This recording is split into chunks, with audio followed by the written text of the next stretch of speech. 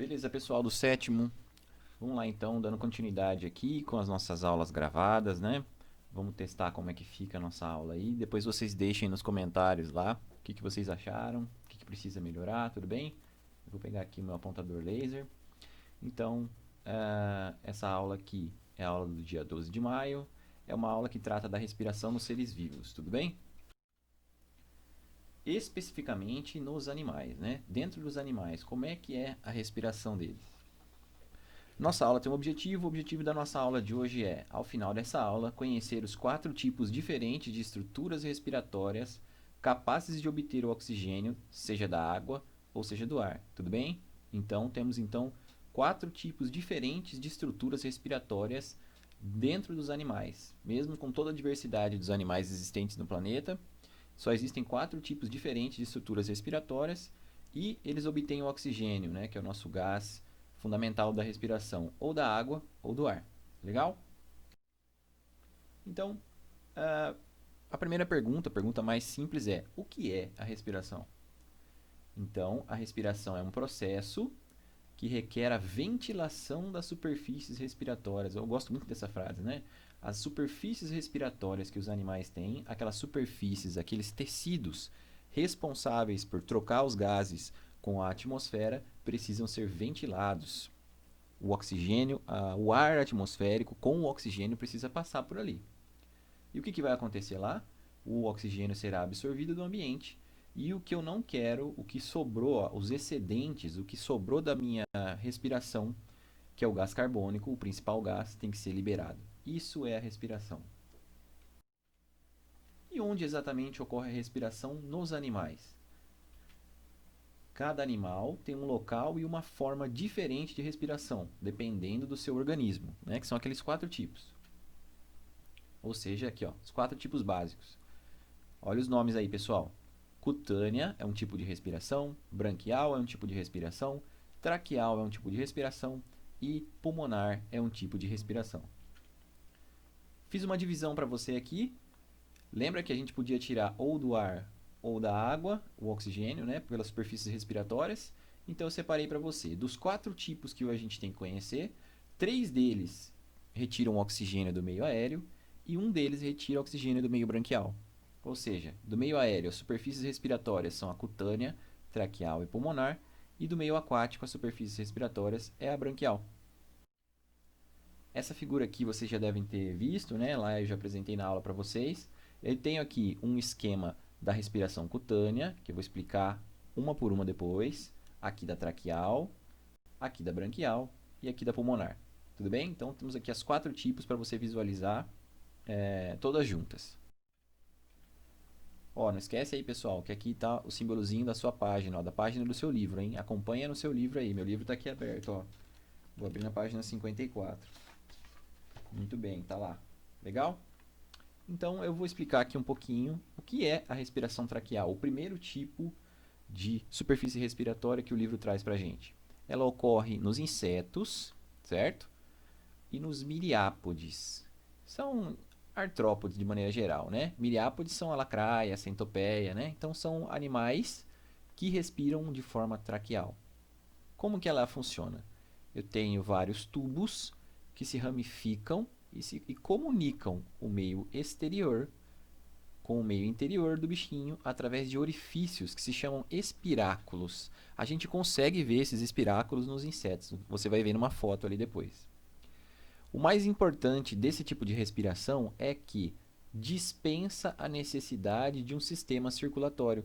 Nosso sistema circulatório é muito ligado com o sistema respiratório, pessoal. É pelo sangue que os gases respiratórios são levados para o corpo todo e depois vão até o pulmão para trocar o gás carbônico com o meio ambiente. Nesse caso, na respiração traqueal, não tem a necessidade de um sistema circulatório para o transporte de gases. Você nunca viu o sangue de um inseto, né? O sangue de uma mosca, o sangue de uma barata. Ela nem tem um sangue como nós temos um sangue. Ela tem uma chamada linfa ou hemolinfa. É transparente, não é vermelho, nem vermelho como o nosso é. Tá? Então, já que eles não têm, eles não precisam para respirar. Eles respiram através desses tubos ramificados. Tá? É ele que também distribui pelos tecidos. Essas próprias traqueias ramificadas lá dentro, como uma raiz de uma árvore. Existe aqui uma 1.2, tá? Que é bom dar esse detalhe para você, que você tem na página 55 esse detalhe aqui, o detalhe da filotraqueia. Tá aí dentro desse saiba mais, tá? Então não se preocupe muito com ela, é mais para você conhecer. Existe uma respiração traqueal um pouquinho mais elaborada, é a filotraqueal. Ela só acontece nas aranhas e nos escorpiões, né, nos aracnídeos de maneira geral, aonde eu tenho a traqueia, eu tenho a abertura, tá? Só que aqui se chama estigma ao invés de espiráculo. Ele segue lá para dentro, onde tem um pequeno pulmão, uma espécie de pulmão onde ocorrem as trocas gasosas, tá? Entre aspas, é um pulmão. E o oxigênio é levado até os capilares sanguíneos. Olha que diferente, aqui não tinha sangue nos insetos funcionando em conjunto com o sistema respiratório. No caso das aranhas e dos escorpiões, eu tenho um pulmão foliáceo aqui, um pulmão entre aspas, né? Um pulmão bem simplesinho, mas tem também os capilares sanguíneos que ficam responsáveis por distribuir o oxigênio para todas as células. Olha o desenho aí então de um inseto, na parte de baixo do inseto, olha que diferente, não fica perto da cabeça, tá? Fica no abdômen do animal, os pequenos espiráculos, as pequenas aberturas, né, das traqueias, ó. Olha como as traqueias se ramificam para o interior e levam lá para dentro o oxigênio e o gás carbônico, eles se trocam ali.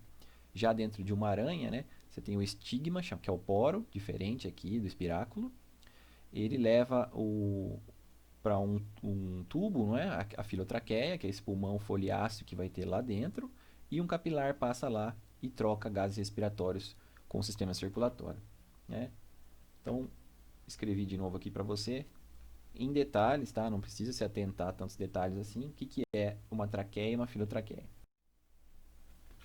O próximo, o número 2, é a respiração pulmonar. Você tem aí um caracol e uma lesma representando os pulmonados, né? Por incrível que pareça, eles têm pulmões, tá? É o tipo de respiração mais comum dos tetrápodes, aqueles animais que têm 4 patas. Anfíbios, répteis, aves e mamíferos, né? Também ocorre em alguns peixes. A gente vai ver esse detalhe aqui.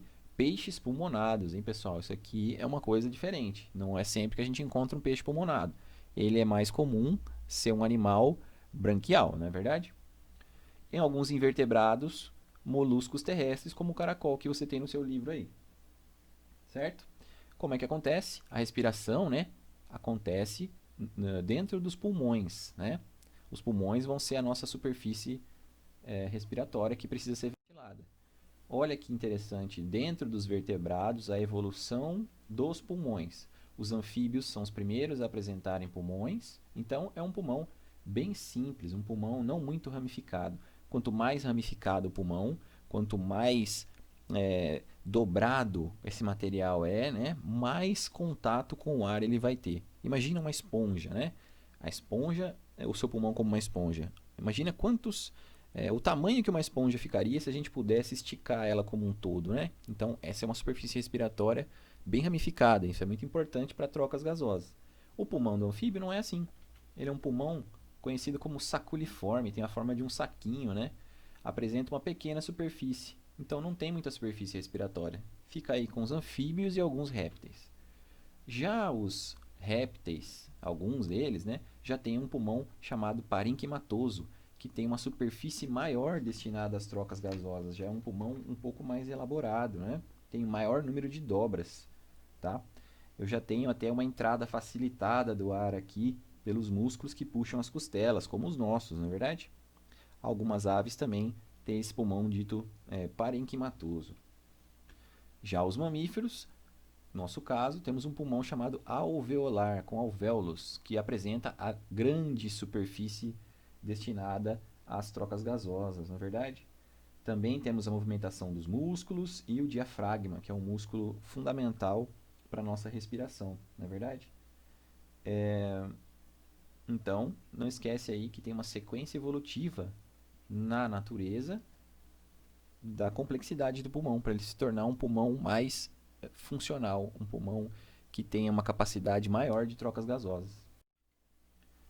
No item 3, a gente tem a chamada tegumentar ou cutânea, que significa pele, não é verdade? significa pele. Cutis significa pele. Então, a respiração cutânea é aquela que ocorre através da pele do animal, né? Por quê? Muitos animais não possuem órgãos especializados para fazer as trocas gasosas. Eles não têm uma superfície respiratória especializada na respiração. Então, outro tecido do animal vai fazer esse papel. A pele geralmente faz esse papel, né? Então, as trocas gasosas ocorrem através da pele do animal. O oxigênio difunde-se, ou seja, ele passa de onde tem mais para onde tem menos. Aonde tem mais oxigênio? Na parte de dentro do animal ou na parte de fora? Na parte de fora, né? Então passa do meio exterior para o meio interior e depois é levado pelo sangue até todas as células. Já o gás carbônico, que é aquele gás que a gente precisa tirar, ele também difunde-se. Aonde vai ter mais gás carbônico? Dentro do animal que acabou de usar o oxigênio ou fora? Dentro. Então ele se difunde de dentro para fora, também pela pele, né? Quem é que faz a respiração cutânea? Anelídeos, como as minhocas, que é o exemplo que você tem no seu livro aí, na página 59, e em alguns sapos, não é verdade? Como o sapo ali atrás, ele fazia respiração pulmonar, o pulmão dele era do tipo saculiforme, um pulmão que não tinha muitas dobras, né? É só um saquinho e o ar ele é engolido pela boca até chegar no pulmão. Ele é um pulmão que não é muito eficiente. O sapo complementa a respiração pulmonar dele para que ele possa obter todo o oxigênio que ele precisa pela pele. Por isso que a gente não pode jogar sal no sapo, né, pessoal? Já discutimos sobre isso, não foi? Olha aqui o desenho representando uma respiração cutânea. Viu esse desenho aqui? Viu escrito epiderme ou cutis, né? Uma camada bem fininha, uma pele bem fininha e extremamente irrigada com capilares sanguíneos? É a respiração do tipo cutânea. Você consegue ver o oxigênio entrando, se difundindo para dentro e o gás carbônico se difundindo para fora, não é verdade? Olha aí o detalhe, ó. Para você poder fazer uma respiração cutânea, sua pele tem que ser bem fina e úmida. Além disso, ó, permeável aos gases, né? Permeável é que deixa passar, não é verdade? E por último, o quarto tipo de respiração, a respiração branquial, que está ali na sua página 60, né? É aquela destinada ao ambiente aquático. As trocas gasosas são realizadas pelas famosas brânquias. Elas eliminam o gás carbônico na água e dela recolhem o oxigênio. Quem é que respira de forma branquial? Muitos animais marinhos chamados poliquetas, que são um tipo de minhoca do mar, tá? Moluscos, ou seja, todos os moluscos que moram na água, os polvos, as lulas, tá? As lesmas do mar, como a gente viu a lesma do mar, crustáceos em geral, camarões, lagostas, não é verdade? E peixes e anfíbios que moram na água. Existem anfíbios que moram na água. Temos as salamandras, na verdade, os tritões e os peixes, na sua grande maioria, são animais que respiram de forma branquial. Olha aqui na figura, né? A figura aqui do tubarão mostrando para você o quê?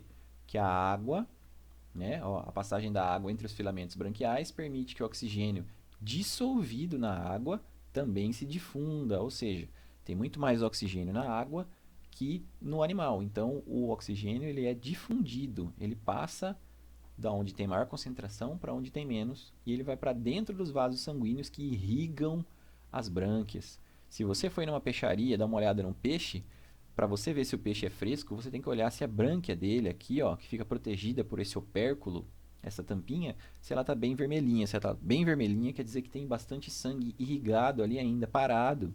Quer dizer que esse animal ele é fresco, na verdade. Então, a brânquia, imagina o quanto ela tem que ser irrigada, o quanto de capilares tem que ter lá. Olha lá, ó. Aqui tem um esquema representando as brânquias do tubarão, né? Que não são protegidas pelo opérculo. Mostra que o fluxo da água, ó, a água entra pela boca e sai pelas brânquias. A água entra pela boca, sai pelas brânquias. O que acontece aqui? A troca gasosa nas brânquias. Ó. A água, que é... Vamos achar aqui para você. Ó. Aqui tem as artérias, olha lá, é muito irrigado, né? Então, a água entra e sai pelas brânquias. Né? Olha aqui todo o sistema circulatório dele, o coração do tubarão aqui embaixo, né? Bombeando sangue para as brânquias para que possa acontecer as trocas gasosas. E aí tem um detalhe, né? Peixes com respiração pulmonar. Lembra que essa é uma exceção à regra, né? Alguns peixes ósseos possuem, além da branquial, né, uma pulmonar. Lógico, né, que esse pulmão vai ser um pulmão também bem diferenciado, bem simples, na verdade. Eles são chamados de pulmonados.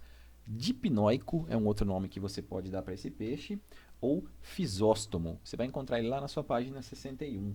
Tem uma piramboia lá, o desenho de uma piramboia. A foto, na verdade, né, de uma piramboia. Eles têm uma bolsa com capilares sanguíneos que retiram oxigênio do ar. Essa estrutura permite que eles sobrevivam fora da água ou enterrados no barro durante os meses em que os rios secam.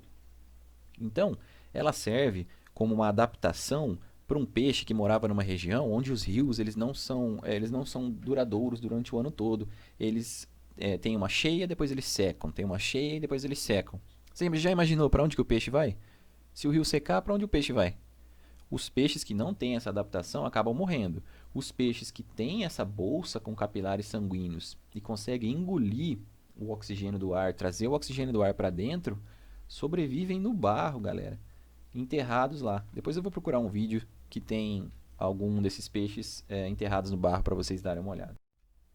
Então tem aí a piramboia, né, que é o único peixe pulmonado que existe no Brasil. Aqui tem uma ilustração e aqui uma fotografia de uma piramboia, né?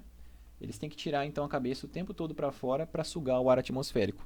Ele não usa o ar que está dissolvido na água, porque as brânquias dele, se ele tem, são bem reduzidas, então ele não funciona como um peixe normal, que teria uma respiração branquial, né? Então ele vai tirar o oxigênio do ar atmosférico, assim como você. Então ele vai ser um peixe pulmonado. Chegamos então ao final da nossa aula. Compara, dá uma olhada se você conseguiu atingir os objetivos da nossa aula, que era conhecer os 4 tipos diferentes de estruturas respiratórias capazes de obter o oxigênio da água ou do ar. Se você conseguiu, beleza, concluímos a nossa aula. Até a próxima aula, pessoal.